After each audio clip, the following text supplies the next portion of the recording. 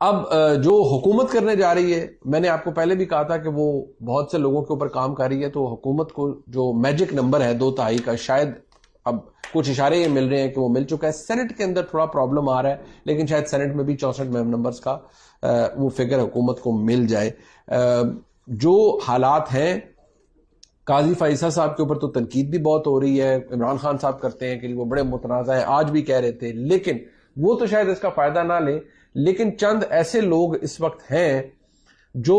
Establishment کو پیغام بھجوا رہے ہیں، حکومت کو پیغام بھجوا رہے ہیں، اور چند اور جگہوں سے، کچھ ایسے چینل سے جن کا پاکستان سے تعلق نہیں ہے، ان چینلز کے تھرو پیغام بھجوا رہے ہیں کہ جی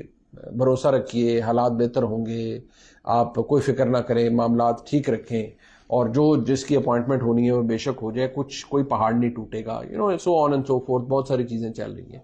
لیکن حکومت کوئی نہ کوئی سیاسی چال ضرور چلے گی، یا حکومت ایک داؤ لگانا چاہتی ہے اکتوبر 23 سے 24 سے پہلے، اور اس وقت لگ رہا ہے کہ شاید حکومت کافی حد تک اس میں کامیاب ہو جائے گی، اس لیے کیونکہ لگ رہا ہے کہ ان کے پاس اس کو کرنے کے لیے نمبر موجود ہے.